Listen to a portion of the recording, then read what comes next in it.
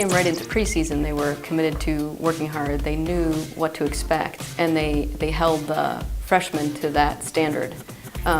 We talk about a standard all the time. We talked about our standards in our team, and they held each other accountable. And that's such a big difference when you have a group of women that are committed to each other, not necessarily wins and losses, but very respectful and committed to each other.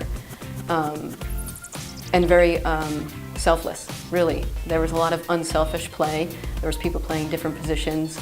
There were some injuries and we made some adjustments. So again, I can't even say it enough. It's about their commitment to each other and hard work.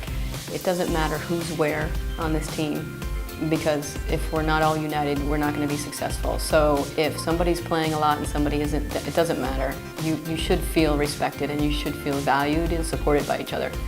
And that's the chemistry. So if you can create a culture of great chemistry and unselfishness, and that takes a lot of work. It is day in and day out conversations in the office, on the court, technical feedback, all those things. But if they can feel that support, I think you should be able to mix and match anybody on the floor.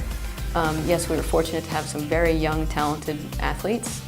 But when you look at, like for example, Kathleen Wallace had to be out on the floor for sure. This is where the unselfish comes in. This is where the chemistry comes in. This is where Kristen Casey, when you have a captain that says, yeah, I get that. I'm going to be libero and I'm going to go for that job.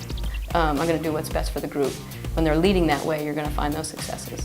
So you like to say that this spring is the start of the next season.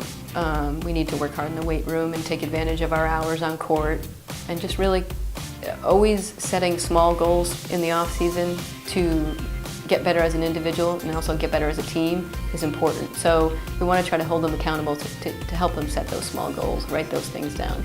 But one of the things I have to say about the team, this team, is they should be very proud of their successes this year. And it wasn't a first place finish, but obviously, like you had just said, we haven't beaten Yale since 2004. There's other things we did. I guess it was the best record in the home court.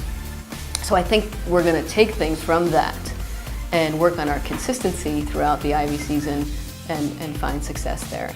But it's really important to do that in the off season, which is mini goals for them to get better on and off the court, accountability, and all the little things that go into it. You know, the buy-in is so important, and whether we pick little things for them to buy into, I think the big thing is they were so supportive of each other, and they bought into the mission of the program. They respected the mission of the program. They respect each other, and they are a great group to be around. They work hard, they're talented, they're funny. We have a good time doing it, but we hold a high standard, and they held to it. They're always early, always want to work hard, always want to learn. I mean, that's most of the student athletes at Harvard. But I think that we just set a bar, and we're going to continue to keep climbing the ladder.